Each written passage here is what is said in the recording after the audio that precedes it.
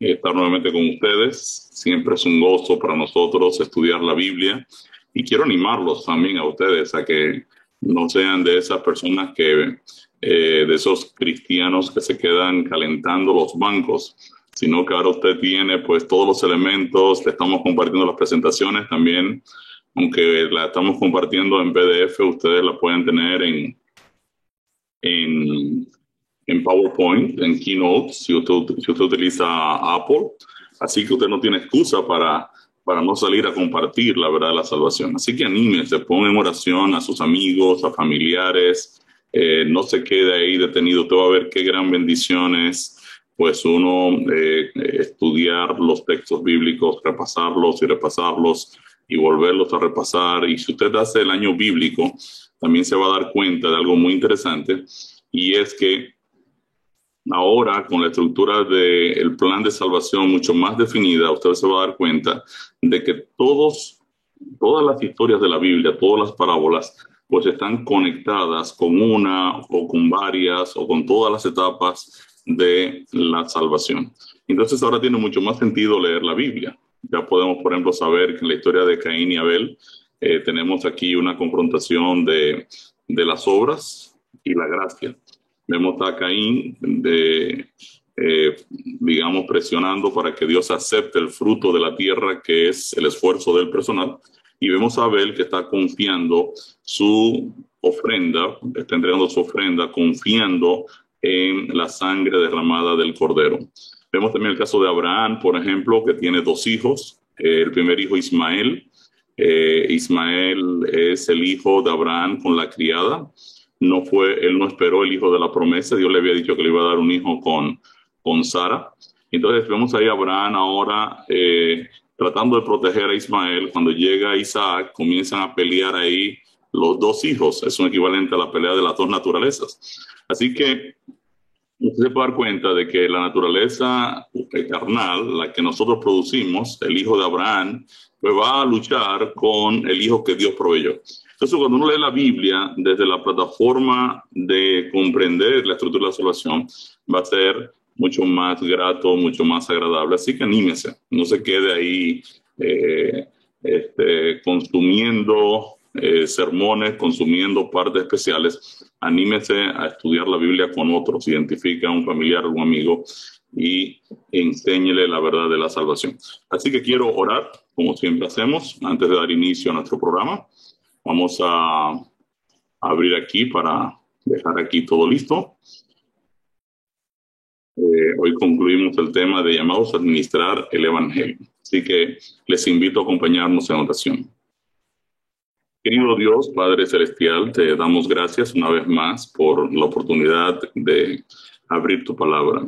Es un gran privilegio para nosotros el poder estudiar tus principios, tus enseñanzas y poder confirmar a través de toda ella tu coherencia, tu lógica, oh Dios, de cómo la salvación ha sido provista por ti a través de Cristo Jesús en nuestro favor.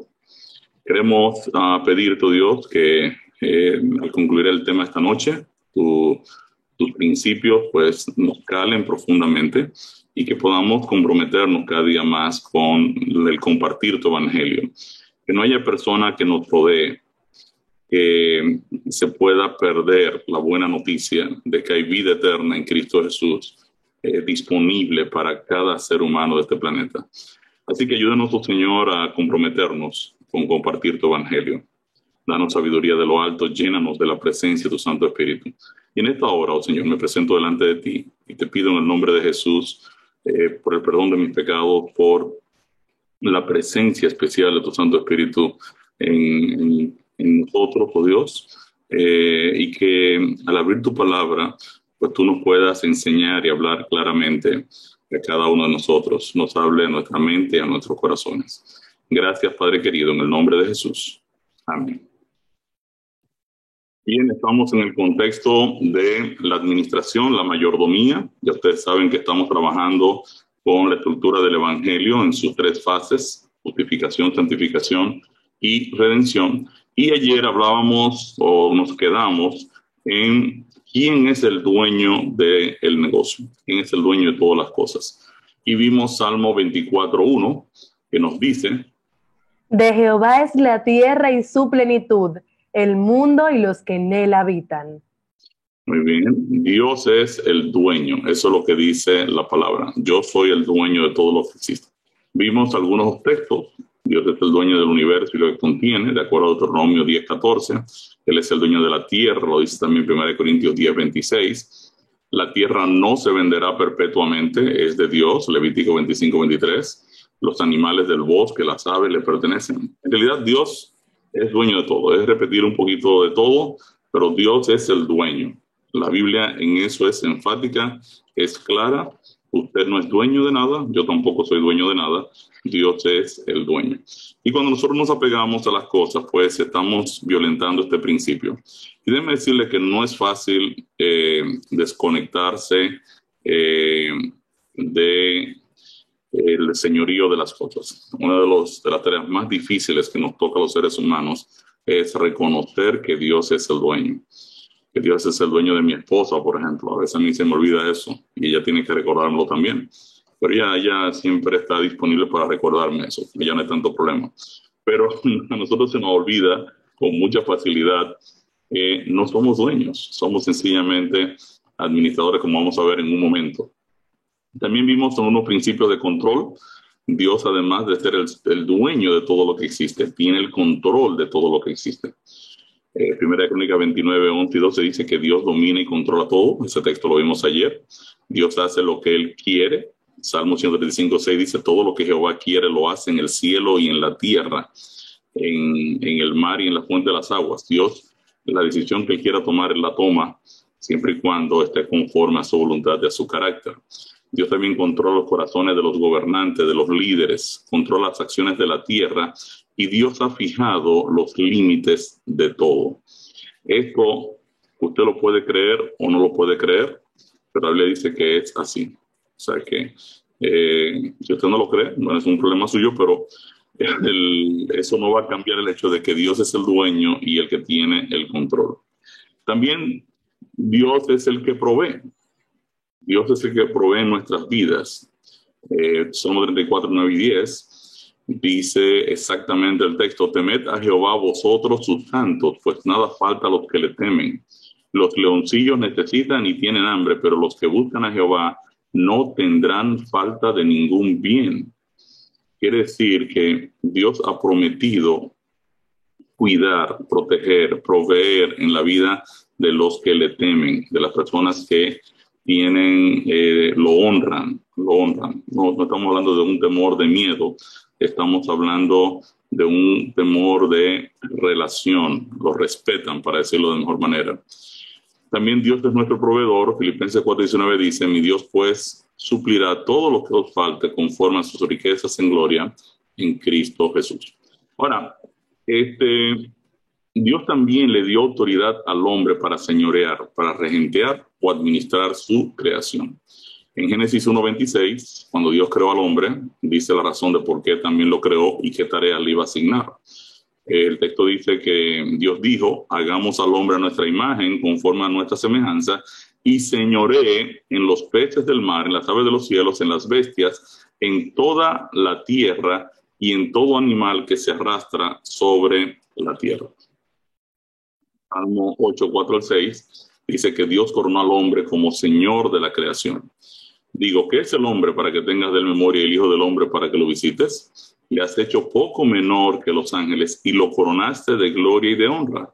Le hiciste señorear sobre las obras de tus manos, todo lo pusiste debajo de sus pies.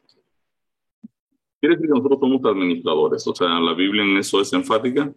Dios nos entregó su creación para administrarla. Y no debemos olvidarnos nunca de que somos administradores, de que no somos dueños. Él es el dueño, Él es que controla, es el que provee. Y nosotros señoreamos o administramos. Ahora, con la entrada del pecado, Satanás usurpó el dominio del hombre y se convirtió en el príncipe de este mundo. En Lucas 4, 5 y 6 se narra el encuentro de Jesús con su enemigo, donde éste le ofrece los reinos del mundo bajo su poder. Entonces, Satanás ahora, cuando el amigo Adán peca, la Biblia dice que todo el que obedece a una persona se convierte en su esclavo. Quiere decir que cuando Adán decidió hacer la voluntad del enemigo de Dios versus lo que Dios claramente le había dicho, Adán lo que hizo fue esclavizarse al enemigo de Dios y entregarle la administración de la tierra. En Lucas 4, 5 y 6, Satanás reclama eso y le plantea una propuesta a Cristo, que yo le llamaría una propuesta indecente, ¿no? Pero vamos a leerla. Y le llevó el diablo a un alto monte, y le mostró en un momento todos los reinos de la tierra. Y le dijo el diablo: a ti te daré toda esta potestad y la gloria de ellos, porque a mí me ha sido entregada y a quien quiero la doy. Es una propuesta atrevida, o sea, es en buen dominicano, usted es un freco, le diríamos, ¿verdad? Así bien a boca llena, ¿no? Usted se ha equivocado medio a medio. O sea, Satanás está diciendo, mira, yo soy el dueño, a mí se me ha entregado, y obviamente Adán le entregó la administración, pero no le entregó, ¿verdad?, el título de la tierra, porque el título no era de Adán. Adán sencillamente tenía el contrato de ser el administrador. Cuando él pecó, bueno, perdió el contrato. Pero el enemigo se cogió no solo la administración, sino que le entendió que él era el dueño de la tierra. Aquí él se está pasando de la raya, como decimos. Entonces, el conocimiento del Evangelio nos permite comprender la necesidad que tenemos de depender completamente de Dios en todas y cada una de las áreas de nuestras vidas. Nosotros hemos enfatizado muchísimo el tema de que la gran diferencia entre los cristianos, entre los creyentes y los no creyentes o los incrédulos, no es en que los cristianos dejan de ser pecadores cuando conocen el Evangelio. No.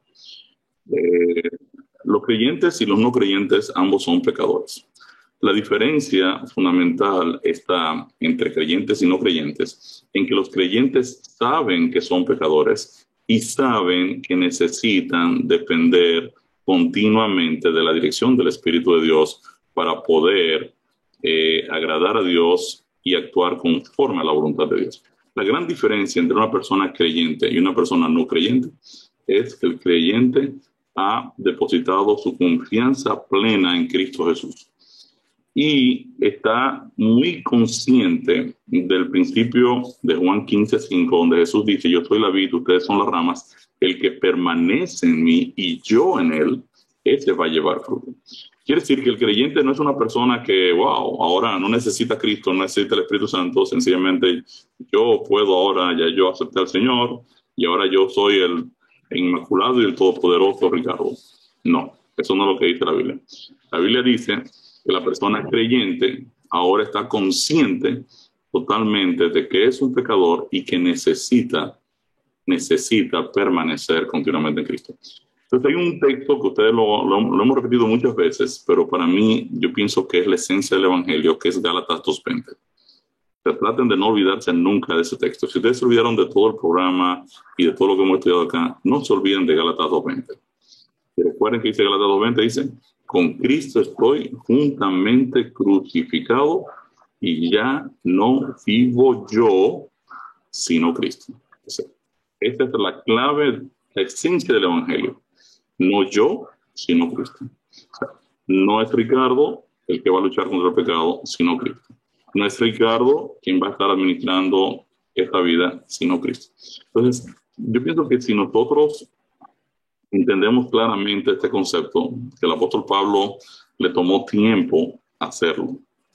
El apóstol Pablo era uno de esos grandes religiosos que dependía mucho de sí mismo. Y él, cuando salió como Saulo a perseguir a los cristianos, yo sé que él tenía muy claro el concepto. Él decía: ¿cómo Dios va a estar con esta gente que yo la puedo perseguir, matar y la puedo asesinar, la puedo torturar, la puedo obligar a renunciar a Cristo, las presiono y puedo hacer lo que me dé la gana con ellos? O sea, yo tendría que intervenir con eso. O sea, en la mente de Saulo, él pensaba que porque él podía maltratar y torturar a los cristianos, significaba que los cristianos realmente no tenían una persona que los cuidara, los protegiera. Y Cristo baja a un encuentro con Saulo, a decirle: Saulo, aquí tenemos un problema con tu teología que no está bien. O sea, que yo permita que tú tortures y maltrates a mis hijos no significa que ellos no tienen un defensor que los defienda. Entonces, yo quiero decirte que te va a ser bien difícil seguir pateando contra el aguijón, porque se te va a romper la pierna. O sea, realmente tú necesitas cambiar tu teología, porque no se trata de ti, Saulo, se trata de mí. O sea, no se trata de que tú vas a poder vencer el problema del pecado, sino que yo en tu vida es que puedo hacer los cambios, es que puedo hacer las transformaciones, es que puedo convertirte en una nueva criatura. Entonces, traten, mis queridos, a través de todo este programa, solo queremos enfatizarlo bien. Dios está involucrado con nuestra salvación, nos ha explicado cómo funciona. No para que nosotros tratemos ahora de lucirnos y de ser los, como decimos aquí, ¿verdad?, los dominicanos, los mayimbes de las cosas, ¿no?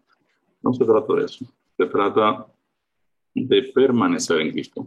Se trata de mantener una vida de comunión con Cristo. Recuérdese siempre, cuando usted está perdiendo el tiempo, le está votando, volver de nuevo a decir: ¿y qué yo aquí sentado votando 3 horas, 4 horas de televisión o haciendo cualquier bobada?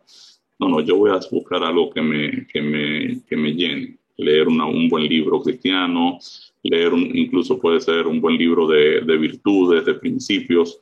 No tiene necesariamente que tener un trasfondo cristiano, pero invierta su tiempo positivamente como un buen administrador. Primera de Pedro 1, 18 y 19 nos dice cómo redimió Jesús a toda la raza humana de las manos del enemigo de Dios. Primera de Pedro 1, 18 y 19 nos dice: sabiendo que fuisteis rescatados de vuestra vana manera de vivir, la cual recibisteis de vuestros padres, no con cosas corruptibles como oro o plata, sino con la sangre preciosa de Cristo, como de un cordero, sin mancha y sin contaminación. La sangre derramada de Cristo. Y le decíamos, creo que fue ayer o antes de ayer, el Calvario es un buen ejemplo de lo último que hizo Cristo. O sea, la sangre estaba siendo derramada en el Calvario. Y ahí, en ese justo instante, un ladrón, fíjense, un tipo que no tiene nada que ofrecer, no tiene nada. O sea, si Jesús le hubiese dicho al ladrón: ¿cuántas veces viniste los sábados aquí a la iglesia? Dijo: no, ni he entrado a la iglesia. ¿Y cuántos días me ofrendas pago? No, yo soy un ladrón. Bueno, ¿y qué te hace suponer que tú puedes pedirme ser parte de mi reino? ¿Ven? Pero la sangre de Cristo estaba siendo derramada en ese momento.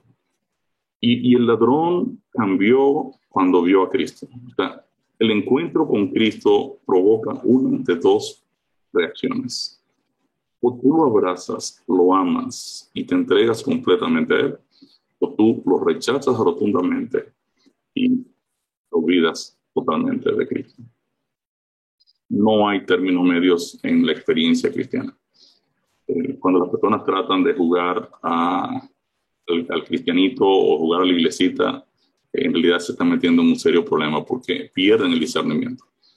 Entonces las personas están entre Luke y Juan Mejía, están en brinca la tablita, que ya yo la brinqué, y se la pasan de un lado al otro y pierden realmente el compromiso y el sentido de lo que significa ser un verdadero cristiano. Y yo muchas veces me he confrontado conmigo mismo sobre esta situación, porque es bien delicado.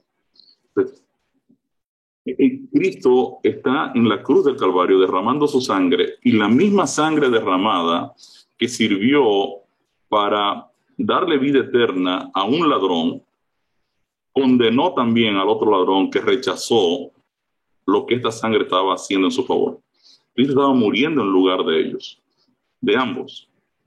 Pero mientras uno aceptaba la vida eterna, el otro rechazaba rotundamente la salvación.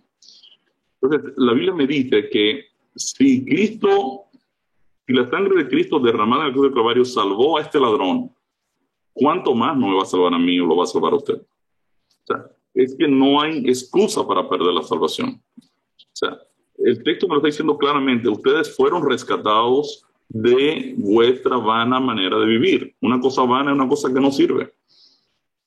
Sin Cristo la vida no tiene ningún sentido. Y eso es lo que estamos tratando de decir en todo este programa. Fueron rescatados con la sangre preciosa de Cristo como de un cordero sin mancha y sin contaminación. La Biblia me dice muy claramente que por medio del Evangelio Dios nos rescata del problema del pecado, y en la cruz, Juan 12, 31, 33 lo dice muy claro, el enemigo de Dios fue echado fuera de la vida de todos aquellos que por la fe aceptan la justicia de Cristo. Mire que dice Juan 12, 31, 33. Ahora es el juicio de este mundo. Ahora el príncipe de este mundo será echado fuera. Y yo, si fuera levantado de la tierra, a todos atraeré a mí mismo. Y decía esto dando a entender de qué muerte iba a morir. Quiere decir que en la cruz Cristo pagó el precio infinito de nuestros pecados, por lo tanto la humanidad pertenece legalmente a Cristo. Cuando nosotros por fe lo aceptamos como nuestro Salvador, también lo reconocemos como nuestro Señor y como nuestro Maestro. Por medio de su muerte en la cruz, Cristo recuperó el dominio total de su creación. Ahora, 1 Corintios 6:20 nos explica por qué deben los cristianos glorificar a Dios en cuerpo y en espíritu. Vamos a leer 1 Corintios 6:20. Porque habéis sido comprados por precio. Glorificad pues a Dios en vuestro cuerpo y en vuestro espíritu, los cuales son de Dios. Es sencillo, tú le estás diciendo al enemigo, mira, es verdad, ellos han pecado, tú los has esclavizado, pero yo los estoy comprando con mi sangre. O sea, ahora son legalmente míos. La raza humana me pertenece. Yo pagué con mi vida por el rescate de ellos. Y hoy cada creyente reconoce este hecho y glorifica a Dios en cada una de sus acciones. Ayer decíamos, hice un gráfico para una prédica, entonces se lo puedo compartir aquí rápidamente. Decíamos, a ver si se ve aquí, ok, vamos a ver si este gráfico nos sirve, se nos ve aquí. Tendría que reducirlo un poquito. Vamos a reducirlo un poquito, para que ustedes vean este gráfico.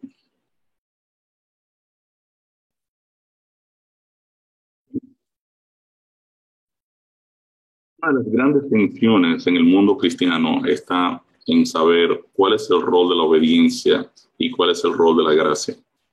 Y la gran cantidad de confusiones que nos vienen es poder entender que si Dios en realidad por gracia nos salvó, y Dios también fue quien escribió los mandamientos, los principios morales de su ley, y en realidad yo tengo que acogerme a uno o al otro.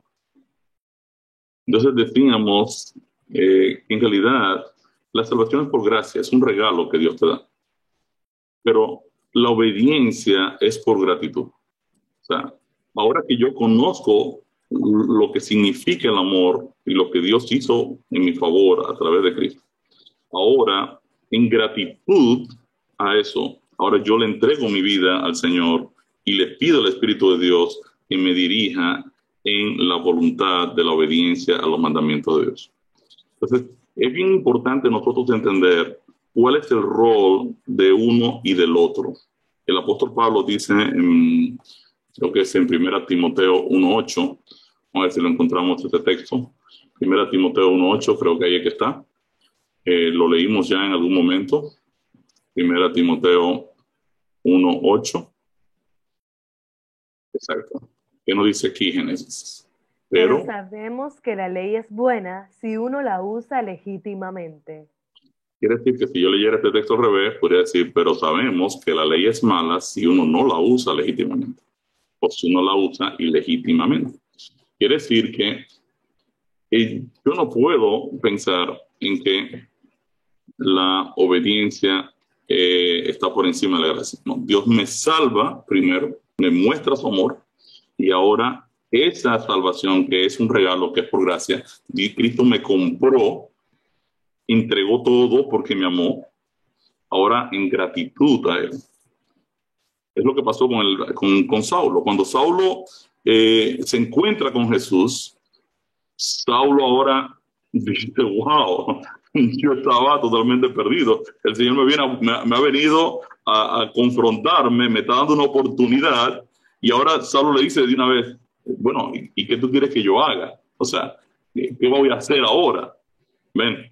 O sea, el accionar es la gratitud porque tú me estás dando la oportunidad. Después de yo haber maltratado a todos tus hijos y perseguirlo y torturarlo y demás, tú me estás dando una oportunidad de vivir y yo ni siquiera sabía que te estaba ofendiendo.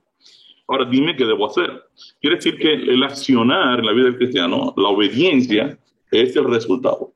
Y aquí decíamos que el orden de los factores altera el producto. La santificación es el resultado de la salvación. Primero está la salvación. Dios me salvó por gracia. Su gracia me alcanzó. Y ahora yo digo, wow, ese amor de Dios, a mí me gustaría poder también tenerlo y que sea parte de mi carácter. Cristo me compró porque Cristo también quiere que nosotros seamos réplicas de Él. Réplicas de Él. En la forma en que nos conducimos, en la forma en que hablamos, en la forma en que nos conducimos, accionamos, pensamos, lo que vemos, lo que sentimos, lo que oímos. O sea, Cristo quiere que estemos imbuidos de su carácter.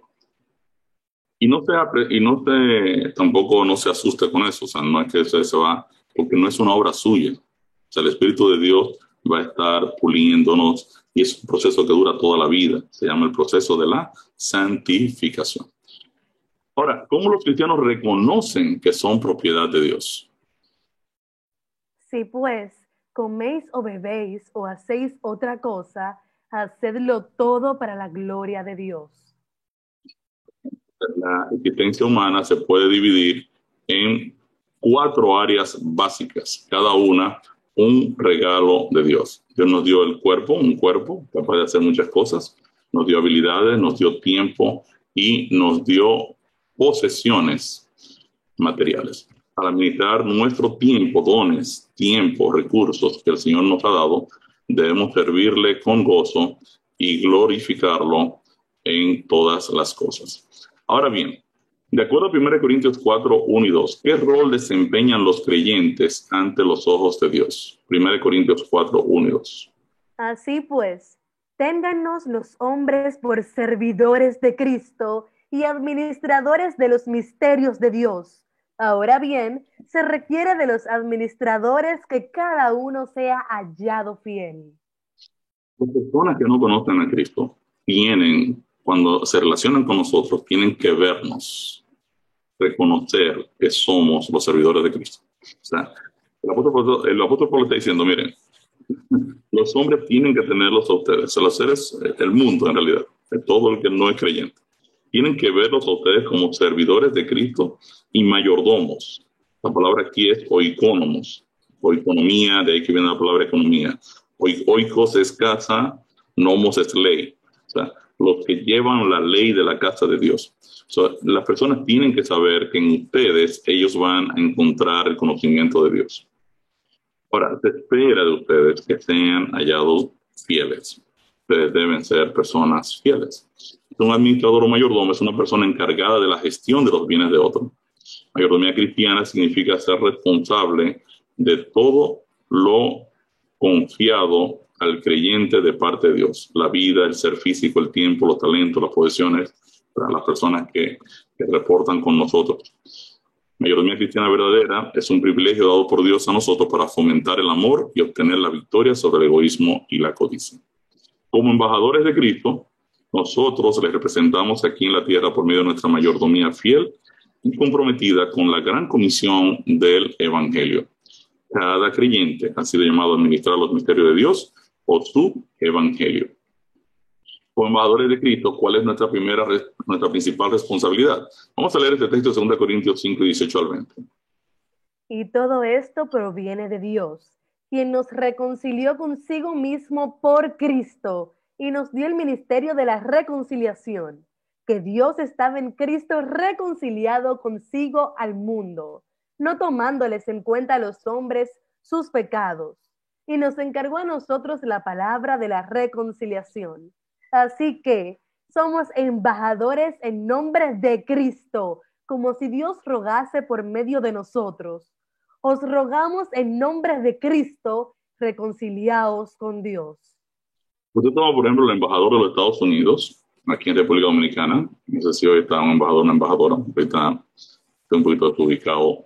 Pero cuando usted toma un embajador de cualquier nación, esa persona está aquí en representación de esa nación. Esa persona viene a testificar de esa nación, a hablar de las bondades, de lo extraordinario, ¿verdad?, de su país, y viene a representar dignamente a esa nación. Aquí la Biblia me está diciendo que yo soy un embajador del reino de los cielos. Quiere decir que como embajador del reino de los cielos, nosotros, o como embajadores del reino de los cielos, nosotros estamos llamados a representar a Cristo y a compartir el carácter de Cristo y el conocimiento de Cristo a las personas que conocemos, a todo el mundo con los que nos relacionamos. Las personas tienen que vernos como embajadores de Cristo, que tenemos la palabra de la reconciliación. Entonces, Dios lo que anda buscando es muchos embajadores. Que usted comparte el evangelio con otro embajador, con otro. Y en realidad, el evangelio es una escuela de embajadores. O sea, es una escuela de diplomacia. O sea, usted va a representar el cielo en todo su accionar. O sea, entonces, como embajadores de Cristo, nuestra responsabilidad principal es ser testigos de su gracia salvadora con nuestros semejantes. En otras palabras, somos llamados a compartir el evangelio. ¿Para qué debe conocer y hacer un administrador fiel? Miren qué hace un administrador fiel. Vamos a leer Efesios 5:17. Por tanto, no seáis insensatos, sino entendidos de cuál sea la voluntad del Señor. ¿Qué tengo que hacer? Yo debo procurar conocer qué es lo que el dueño quiere. O sea, si a mí me contratan para administrar una empresa, la que sea, y el dueño de ese negocio me llama, sea una firma de ingeniería, sea una firma de proyectos de cualquier índole, y dice, mire, lo estamos contratando. Lo primero que tengo que preguntarle es, ¿y qué usted anda buscando conmigo? ¿Cuáles son sus expectativas de mi labor? O sea, yo tengo que saber por qué me están contratando. O sea, tiene todo el sentido del mundo. O sea, yo no puedo pensar que si a mí me contrataron para incrementar las ventas, yo me enfoque en el clima laboral. O si me contrataron en el clima laboral, yo me enfoque en las ventas. O sea, yo tengo que saber cuáles son las expectativas del dueño del negocio que me está contratando como administrador. Entonces, yo debo ser entendido de conocer la voluntad del dueño. Todo buen administrador procurará conocer en primer lugar la razón por la cual fue contratado y entender la voluntad del dueño del negocio que lo contrató. En los versos 15 y 16 de Efesios se nos da la clave para conocer la voluntad de Dios. Mirad pues con diligencia cómo andéis, no como necios, sino como sabios, aprovechando bien el tiempo, porque los días son malos. Entonces el administrador fiel hará un uso sabio del recurso del tiempo que Dios le ha dado y lo invertirá de forma cuidadosa en identificar la voluntad de Dios para su vida. Hay un texto que me llega a la mente en este momento. Es un texto que también pienso que sería bueno si ustedes se lo repasan mucho. Está en Isaías 55:2. Vamos a leer Isaías 55:2. Léalo completo ahí, Génesis, por favor. ¿Por qué? ¿Por qué gastáis el dinero en lo que no es pan y vuestro trabajo en lo que no sacia? Oídme atentamente y comed del bien, y se deleitará vuestra alma con grosura.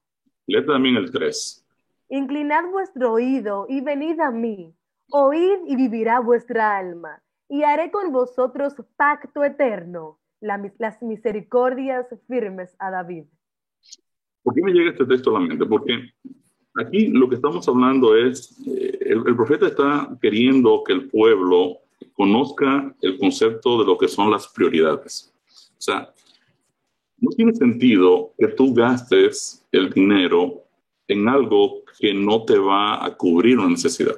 O sea, un administrador sabe, discierne en qué va a invertir su dinero y su tiempo. Entonces la pregunta es, ¿por qué tú vas a gastar el dinero en lo que no es pan?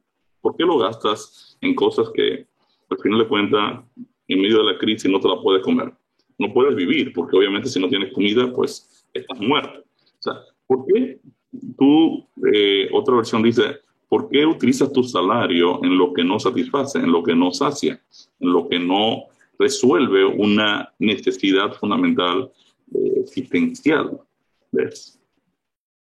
Cuando estamos hablando de prioridades, entonces, el administrador tiene que saber cuál es su esquema. O sea, mi primer punto en el que voy a trabajar es este, el segundo es el otro, el tercero acá. Entonces, el administrador es una persona que hace un buen uso del tiempo para, al identificar la voluntad del dueño, ahora se enfoca en poner las cosas en orden, en orden. De lo contrario, yo podría estar trabajando en contra de lo que el dueño quiere. Y eso sería un problema catastrófico, sobre todo en el plano espiritual, donde el dueño de las cosas mías, en realidad es el dueño del universo. O sea, es yo trabajar en contra del que es el dueño de todo, lo controla todo y provee todo. Es una barbaridad. Entonces, obviamente, yo necesito identificar las prioridades en mi vida y, ¿verdad?, ajustarla, alinearlas de forma tal que no me equivoque en este sentido.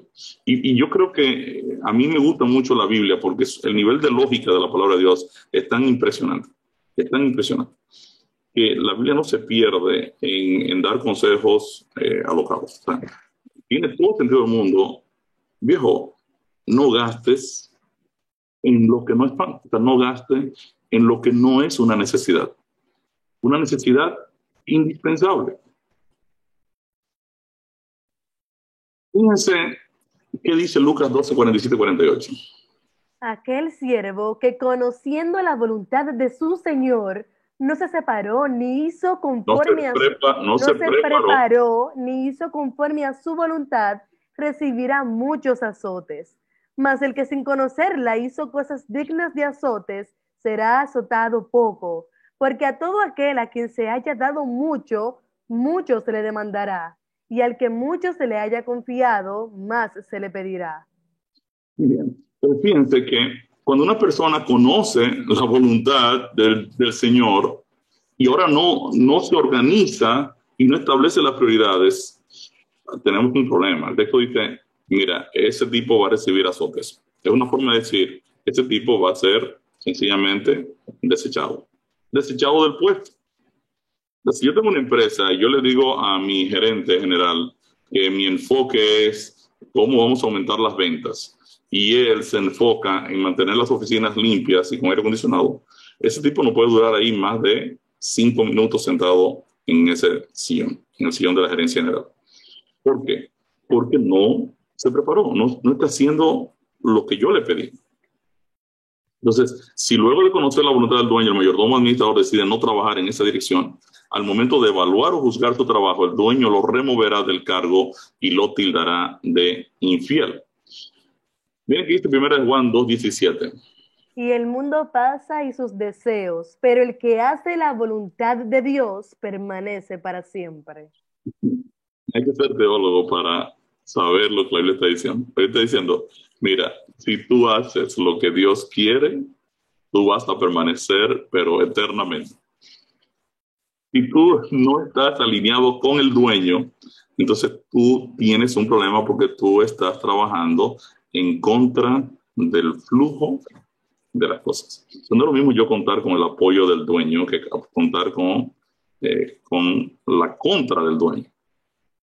Son dos negocios totalmente distintos. Entonces, solo cuando nos dedicamos a hacer la voluntad del dueño podemos tener la garantía de vida eterna que Cristo nos ha ofrecido por medio del Evangelio. Estos mismos principios aplican en el plano espiritual. El mayordomo fiel conocerá la voluntad de Dios y abrazará esta visión y la apoyará con todo su ser. Ahora, ¿cuál es la voluntad de Dios? Vamos a ver 2 Pedro 3:9. El Señor no retarda su promesa, según algunos la tienen por tardanza, sino que es paciente para con nosotros, no queriendo que ninguno perezca, sino que todos procedan al arrepentimiento. Piensa entonces que Dios está claramente definido en qué es lo que Él quiere. O sea, Él no quiere que nadie se pierda, no lo quiere. O sea, Dios quiere que todo el mundo proceda al arrepentimiento, todo el mundo encuentre la salvación. O sea, Dios tiene un interés en la salvación de todos los seres humanos. Al fin de cuentas, entregó a su Hijo por eso. O sea, Dios entregó a Cristo para la salvación de cada ser humano del planeta. Entonces, obviamente, no podemos pensar que Él va a estar en contra de lo que Él ya invirtió. Él entregó a Cristo. Ahora, si hay un texto en la Biblia que es clarito al decir qué es lo que Dios quiere, ese texto es 1 Timoteo 2, 3 y 4. De hecho, yo me lo he aprendido ya de memoria porque es un texto que no se nos debe olvidar. Eso es lo que el dueño quiere.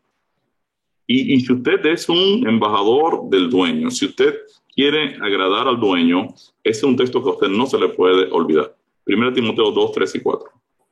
Porque esto es bueno y agradable delante de Dios nuestro Salvador, el cual quiere que todos los hombres sean salvos y vengan al conocimiento de la verdad. ¿Qué es lo que Dios quiere? Que todos los hombres sean salvos. Que una parte de los hombres, que una parte de las mujeres. No, aquí la palabra hombres es antropos, que significa humanidad, toda la humanidad. Hombres y mujeres, niños, todas las familias de la tierra. Dios quiere la salvación de todo el mundo. Las personas probablemente no la van a aceptar, como el ladrón en la cruz que en su obstinación, en su impenitencia, decidió irse en contra de la salvación que Cristo le estaba ofreciendo con la sangre derramada ahí mismo fresca. Pero la Biblia ha sido clara al decir que es lo que Dios quiere. Y Dios quiere tu salvación, Dios quiere mi salvación, Dios quiere la salvación de toda tu familia.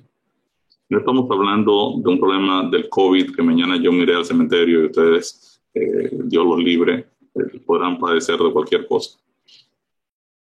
Estamos hablando de la eternidad, estamos hablando del enfoque central del Evangelio. Dios es eterno, su proyecto es eterno. No estamos hablando de declarar un carro o una mejoría o un dinerito aquí, un dinerito allá. Estamos hablando de eternidad. El enfoque del Evangelio es un enfoque eterno.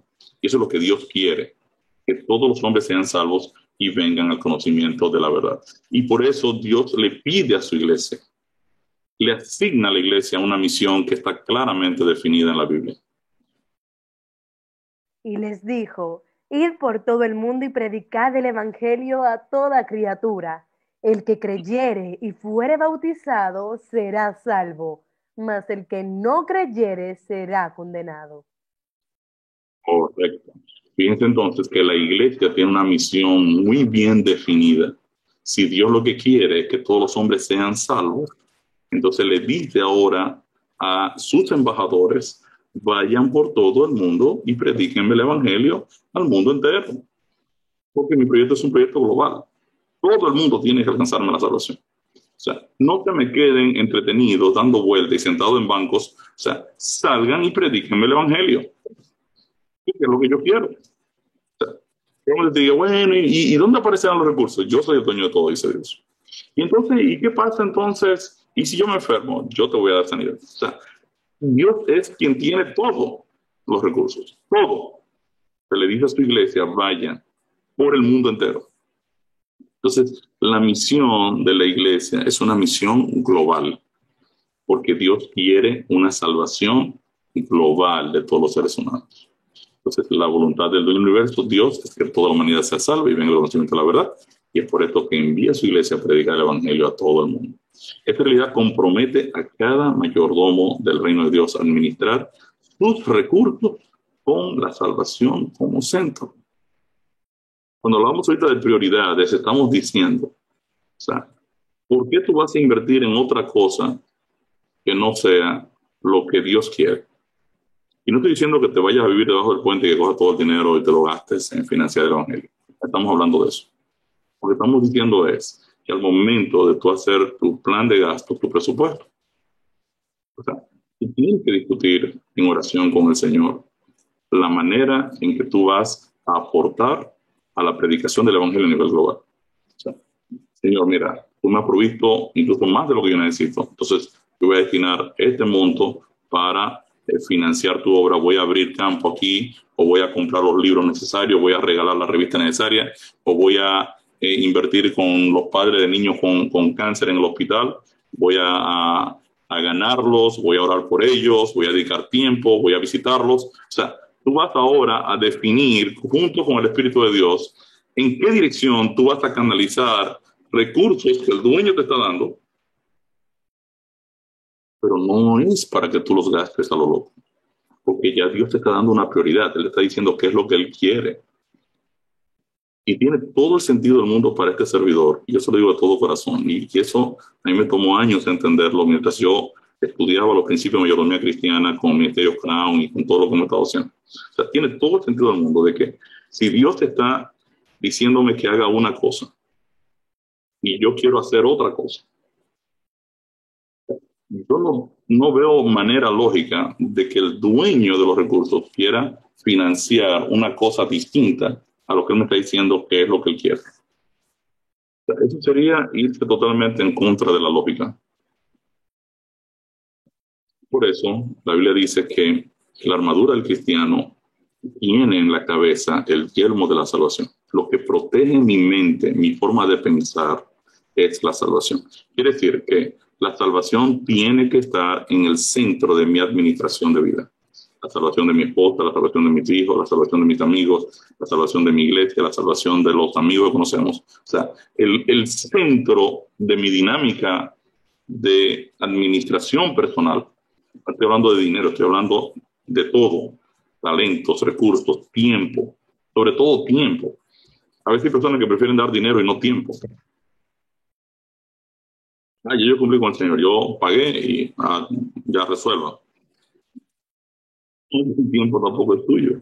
Dios te está dando la vida y te está pidiendo que la invierta en la misión. Entonces es importante que nosotros eso lo tengamos claro. O sea, Dios también nos ha dado dones y nos pide que administremos nuestros dones.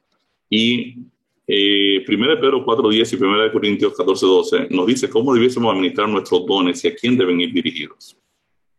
Cada uno, según el don que ha recibido, ministrelo a los otros, como buenos administradores de la multiforme gracia de Dios. ¿Por qué Dios nos da dones? 1 Corintios 14:12 lo dice muy claro. Así también vosotros, pues que anheláis dones espirituales, procurad abundar en ellos para edificación de la iglesia.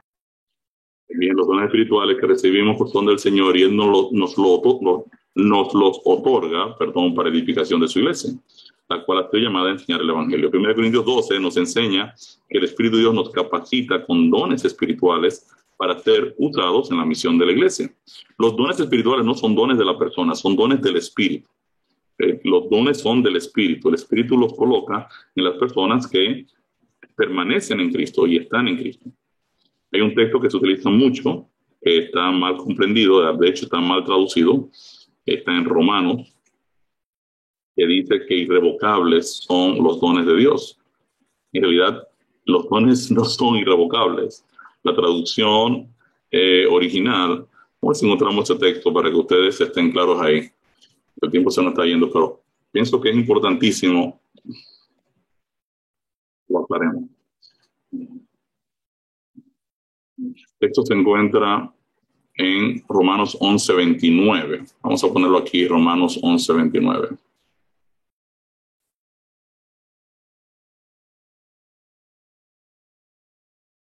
Irrevocables son los dones y el llamamiento de Dios. En realidad, el original no dice así. Si vamos a la versión 1569, la primera versión de la Biblia, dice, porque sin arrepentimiento son los dones y el llamado de Dios. O sea, Dios da sus dones sin pesar, sin tristeza, sin arrepentirse de dárnoslo. Pero no es que son irrevocables.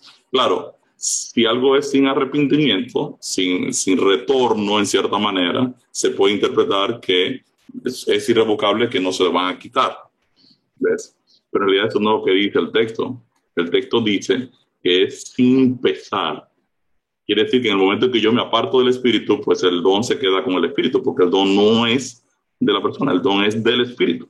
Los dones son espirituales, son del Espíritu de Dios. Entonces, es importante que yo entienda eso, porque los dones no son para mí, ni para yo jactarme de ellos, sino que son para edificación de la iglesia. Quiere decir, en otras palabras, son para hacer crecer la iglesia de Cristo, son para predicar el evangelio, dicho de otra manera más sencilla. Cuando se manifestó el don de lenguas en Hechos 2, el día de Pentecostés, 3,000 personas fueron bautizadas. Quiere decir entonces que el sentido del don no es para que la persona se jacte, yo tengo ahora mismo el bautismo del Espíritu porque yo hablo en lenguas y tú no lo hablas. No fue para eso. Fue para predicación del evangelio, para que las personas de otros países que estaban en Jerusalén en ese periodo de fiesta pudiesen comprender el evangelio. Y ellos lo dicen, wow, y estos son hebreos, ¿y cómo pueden explicarnos las maravillas de Dios en las lenguas en las que hemos nacido? Entonces los dones espirituales Dios los da conforme ¿a qué? A lo que Él quiere, que es la salvación de toda la humanidad. O sea, Dios no va a dar los dones para otra cosa que no sea para qué. Para lo que Él quiere. Sería una falta de coherencia total. Entonces, obviamente, así como un cuerpo está compuesto de sus miembros, cada creyente usará sus dones para trabajar en la obra de Dios. Y ese es el proyecto del Espíritu de Dios. ¿Qué debemos evitar como administradores fieles de Dios de acuerdo a 1 Timoteo 6:20 y Efesios 4:11 al 15? Oh Timoteo, guarda lo que se te ha encomendado, evitando las profanas pláticas sobre cosas vanas y los argumentos de la falsamente llamada ciencia. Aquí el apóstol Pablo le está dando un consejo al joven Timoteo. Dice: Timoteo, evita las profanas pláticas. O sea, no pierdas tiempo en bobadas. O sea, ni en darle seguimiento a un grupo de tipos que saben que están incorrectos, pero quieren mantenerse a la fuerza en eso.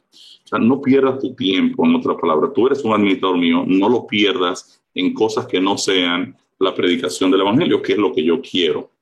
Efesios 4:11 al 15 nos dice: y Él mismo constituyó a unos apóstoles, a otros profetas, a otros evangelistas, a otros pastores y maestros, a fin de perfeccionar a los santos para la obra del ministerio, para la edificación del cuerpo de Cristo, hasta que todos lleguemos a la unidad de la fe y del conocimiento del Hijo de Dios, a un varón perfecto, a la medida de la estatura de la plenitud de Cristo, para que ya no seamos niños fluctuantes, llevamos por doquiera de todo viento de doctrina, por estratagema de hombres que para engañar emplean con astucia las artimañas del error, sino que siguiendo la verdad en amor, crezcamos en todo en aquel que es la cabeza, esto es Cristo.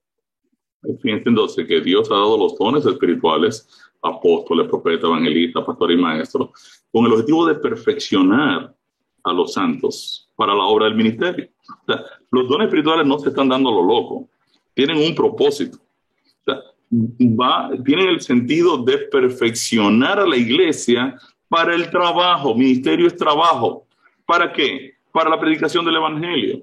¿Hasta qué? Hasta que todos lleguemos a la unidad de la fe y del conocimiento del Hijo de Dios, a un varón perfecto, a la medida de la estatura de la plenitud de Cristo. Los dones espirituales son para ir ayudando a todos los miembros de iglesia a crecer. Hay dones que yo no tengo, hay dones que lo tiene otra persona o lo tienen los otros hermanos. O sea, pero todos nos apoyamos. O sea, el que tiene el don de la oración, pues ora. El que tiene el don del servicio, pues sirve. El que tiene el don de la organización, pues organiza. Y todos trabajamos como un cuerpo, donde el Espíritu de Dios está utilizando a toda la iglesia en la edificación de la misma y en el perfeccionamiento de los miembros de iglesia para que puedan hacer lo que Cristo hacía, que era salvar gente. ¿Sí? Entonces, el texto dice que estos dones espirituales van a evitar que dejemos de ser niños fluctuantes. ¿Qué es algo que fluctúa? Algo que sube y baja. Llevados por doquiera de todo viento de doctrina, de todo invento de cualquier persona, dice, por estratagema, es un engaño de hombres que emplean con astucia las artimañas del error, para que, siguiendo la verdad en amor, crezcamos en todo en aquel que es la cabeza, esto es Cristo Jesús. Entonces, como administradores fieles de Dios, hemos de evitar perder el tiempo y administrarlo correctamente. Dios provee a su iglesia dones para protegerla de doctrinas falsas y de engaños. La Biblia presenta al menos 30 dones espirituales con los cuales el Espíritu Santo capacita a la iglesia para su edificación y desarrollo. Veamos, por ejemplo, 10 dones aquí que usted encuentre en la Biblia. Por ejemplo, el don de la música, puede ser que usted cante, que toque un instrumento. Es un don extraordinario para ser utilizado en los cultos, en la iglesia, para cantar. Una persona que está enferma, usted va y le canta un himno cristiano, espiritual, y es increíble el cambio de la persona. Una persona puede estar deprimida en un hospital y van un grupo de hermanos y cantan y oran con esa persona y usted ve inmediatamente el cambio en el semblante. La música tiene un poder extraordinario, es un don espectacular. También tenemos la creatividad artística, personas que pueden hacer dibujos o pueden hacer bocetos o pueden organizar, participar en dramas donde preparan con arte, pues toda una enseñanza. Es un trabajo también extraordinario. Está el trabajo manual, en 2 Reyes 12, 11 al 13, generosidad. El don de la generosidad es un don. Hay personas, todo cristiano es una persona que normalmente da. Cuando hablamos del don de la generosidad, es una persona que da más allá de lo que todo el mundo tiende a hacer. Una persona que se deleita en el Señor de ser generoso. La hospitalidad es un don también muy lindo. Es el don de tú recibir a la gente en tu casa o invitarlas a comer, o la persona que reciben a la gente que llega a la iglesia, la reciben, ¿verdad?, con alegría. Es terrible llegar a una iglesia donde la persona que está en la puerta tiene un truño o le dice una palabra de mal gusto al que llega. O sea, es bueno llegar al templo, encontrarse, ¿verdad?, un par de hermanas, un par de hermanos. Hola, feliz sábado, buenos días, ¿cómo están ustedes? La verdad que están muy bonitos. Dios les bendiga, bienvenidos. Déjenme acompañarlos si usted tiene alguna preferencia por sentarse en algún lugar en particular, o déjenme acompañarlo y todo. Entonces, eso da gusto. Uno encontrar a una persona que tiene una sonrisa, lo espera con alegría.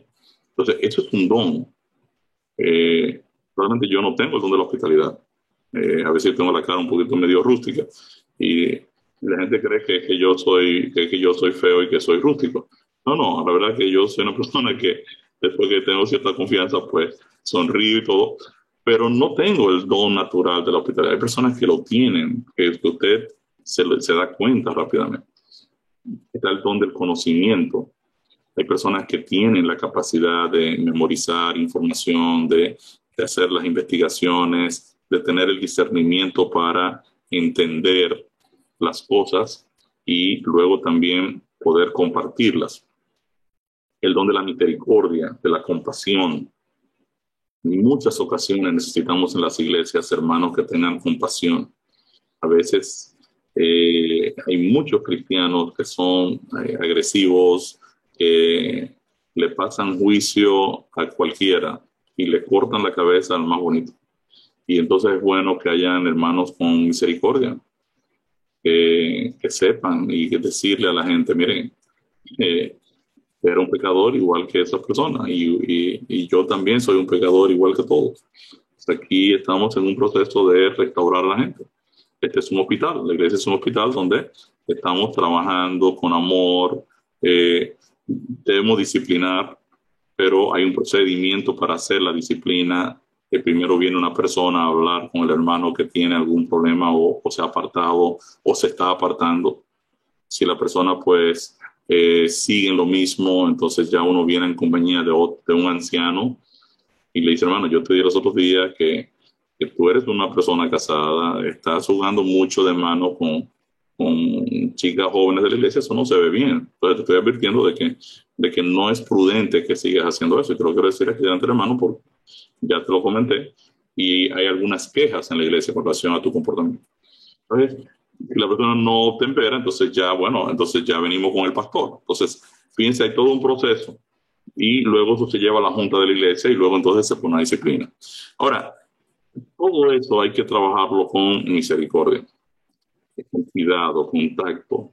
Eso es bien importante. Luego tenemos el don de la organización, un tesorero, una persona organizada que lleva un registro de los ingresos, los gastos, debe hacer un reporte a la iglesia de lo que ha ingresado, cómo ingresó, cómo se ha gastado el presupuesto de la iglesia. Una persona tiene que tener organización, ocupa un buen rol como tesorero de iglesia o llevando adelante proyectos de la iglesia. Está el don de la sabiduría. Eh, si alguno tiene falta de sabiduría, le dice, pídale al Señor que Él va a dar de forma abundante. Sabiduría es esa capacidad de discernir. Y finalmente aquí tenemos el don de pobreza voluntaria. Bueno, se nos fue el tiempo de nuevo. El tiempo es un traidor implacable. Pero vamos mañana entonces a terminar de ver otros dones espirituales, explicarlos un poquito. Le voy a traer también alguna información de cómo evaluar los dones y algunos ministerios asociados con dones, porque todo esto es un tema muy interesante. Se habla muy poco en las iglesias hoy en día de que las personas identifiquen sus dones y sus ministerios, pero para mí es un tema esencial en la iglesia. O sea, cada miembro de iglesia tiene que saber y conocer cuáles son sus dones espirituales y tiene que tener asignado un ministerio, un trabajo en la iglesia donde él disfruta hacerlo. Y lo va a disfrutar porque Dios le ha dado el don. O sea, la persona se va a deleitar en hacer lo que ya el Espíritu Santo lo habilitó para hacer. Así que mañana continuamos con el tema